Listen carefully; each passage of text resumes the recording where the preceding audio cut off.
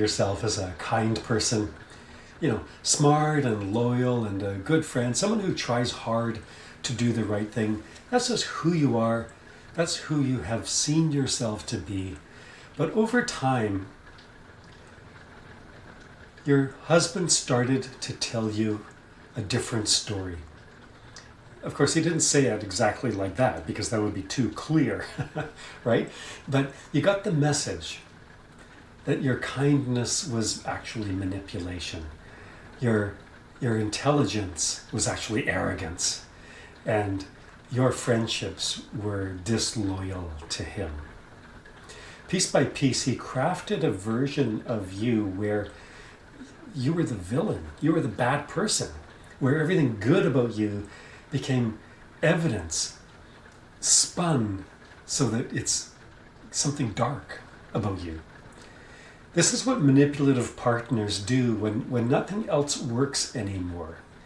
When the guilt trips stop working, when the silent treatments stop landing, when the intimidation starts to lose its power, this pivot happens to the most insidious tactic, attempting to control who you believe that you are. Right? So it shifts from your behavior and your choices, but your identity. And that hurts.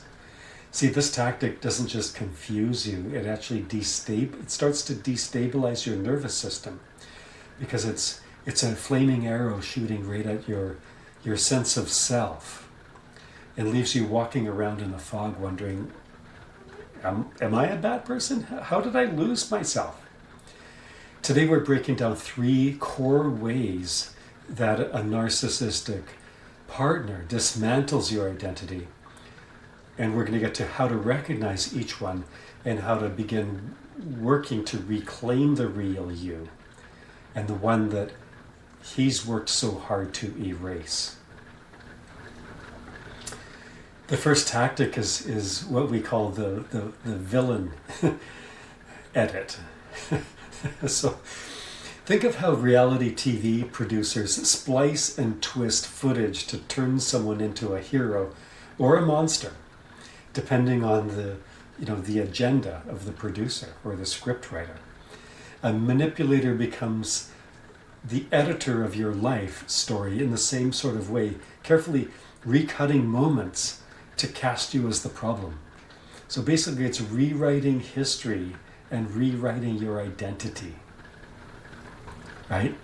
So the moment that you set a healthy boundary, in their edited version, in their sort of director's cut of who you are, you're selfish and dramatic and cruel.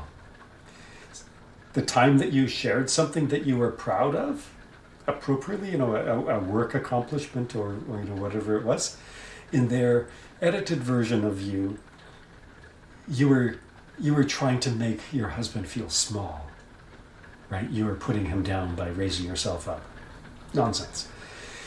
Every time you try to defend yourself, they double down, layering projection, guilt, and this crazy revisionist memory, until sooner or later you start to doubt your own intentions. Am I that bad? It's like staring into a distorted mirror at the circus and slowly believing that reflection that you see is actually accurate. His goal is straightforward, don't get me wrong. And don't misunderstand.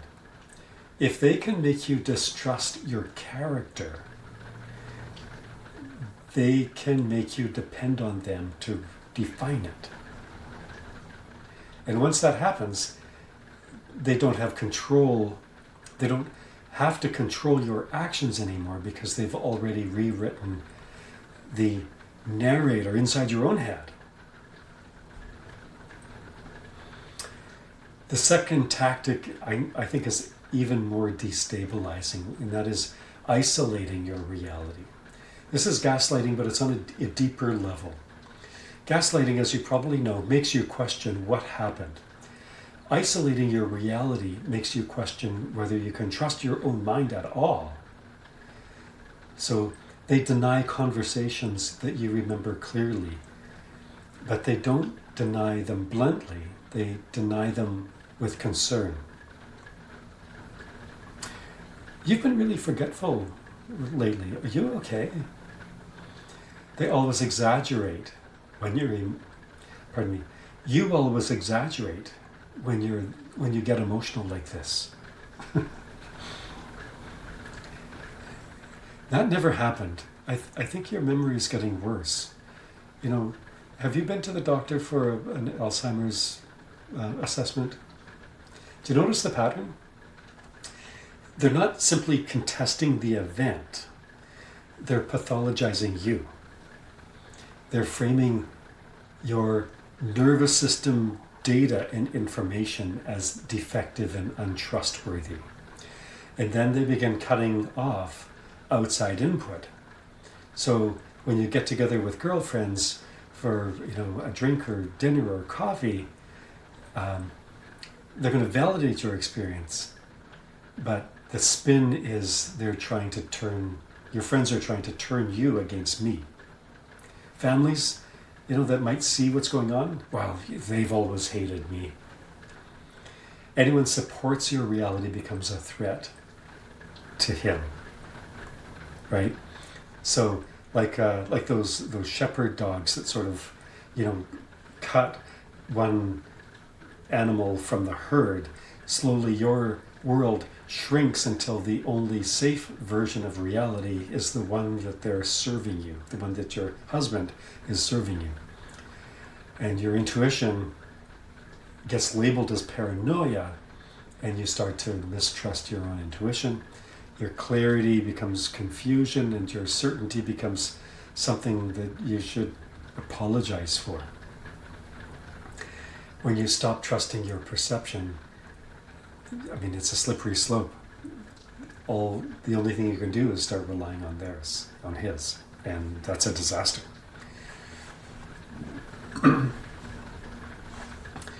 If this is hitting home, if this is striking close to home, if this is resonating with you, like, oh, Dawn is actually putting it into words what I'm experiencing. If you're realizing how long you've been second guessing yourself, I want to invite you to our free Skool community. It's called Detox Your Marriage. It's totally free. Sign up. Safe, protective, moderated community where high-achieving women in challenging marriages can get regrounded and reconnect with reality because they're interacting with other women on the same journey. It's a place where you can start to rebuild self-trust, start to regulate your nervous systems in real time. You never have to walk through this alone. There's people that care, there's people that want to help. You'll find the link for the Detox Your Marriage Skool community in the description below.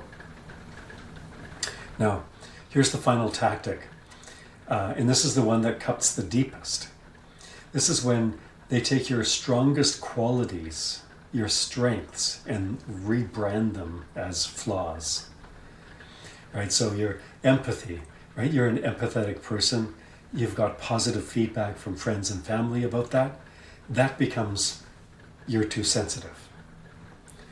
Your passion and your energy, which is a good thing, it's your vitality, you're too dramatic. And your intelligence, your wisdom becomes arrogance in his rewrite. And your commitment becomes needy, your clarity becomes controlling. Right? They take the gold of who you are and spin it into psychological straw. The crazy thing is, this is not just random criticism. This is precision dismantling. Consciously or unconsciously on his part, manipulative narcissists study what you value most about yourself, and that is where they attack. Why? Because if your strengths feel like liabilities to you, if they can be rebranded as liabilities, things that you aren't sure are good things, then you're not going to trust yourself. And someone who doesn't trust themselves is super easy to control. This is the essence of gaslighting, and then at a higher level, this is the essence of brainwashing. I went there. Eventually you start thinking, maybe I am too much. Maybe I am the problem. And once your confidence starts to collapse, they position themselves as the only one who can help you. They position themselves as the savior. That's not care. That is control, dressed up as concern. So if any of this sounds familiar, I feel you, I sympathize with you, and I want you to hear me clearly that you're not the problem and you're not broken, and your mind is not unreliable. You don't need to go for a psychological assessment. Your husband's or your partner's attempt to redefine you wasn't evidence of your weakness. It's evidence of your strength being a threat to him. Your core identity was too solid to control any other way, and so he's gone for this tactic. But here's where healing starts. You can become the historian of your own truth, of your own perspective, of your own story. You can write your own story. Write your memories, write your feelings, write what actually happened, either figuratively in your mind or even, write a biography, an autobiography. This anchors your nervous system back to reality. I urge you to talk to someone who is not inside the manipulator's influence. It might be a friend, might be family, it might be a therapist, it might be us in the Detox Your Marriage Skool community, or you can click the other link down below and book a 15-minute quick start call. And that's where you'll have a really focused conversation with me or one of my people to really get clarity of what's going on and get clarity of, is this fixable? Can we help you? And we'll let you know if we can't, but we'll also let you know how we can, if we can. It's so important to not allow yourself to be isolated. Also, rebuild the parts of you that they attacked. Remember the good parts of you and rename them as good parts of you. Reinvest in what makes you feel like you. That's how the crazy funhouse mirror at the circus finally starts to lose its power. See, reclaiming your identity, it's not a grand gesture, it's a day-by-day gentle returning to who you are. So, let me be clear. Your husband or your partner didn't attack your identity because it was flawed or broken or worthy of criticism. They attacked it because it was so good and powerful. Because you were not someone they could fully control in the conventional manipulative ways. Their distortion of you was never a reflection of who you are. It was a reflection of what they feared. So if this is your story, share one strength you're reclaiming in the comments section. Let us know. Your voice might be exactly what another woman needs to hear today. You can give a gift to a woman that you might never meet. If you're ready for the deep healing, the rebuilding and the reconnecting with who you know you are, join the free Skool community. And if you're ready, if you're really ready, then click the link to sign up for a 15-minute quick start call. And that's where we will give you direction on how to move forward with your healing, to transform yourself and consequently transform your relationship. See you in the community.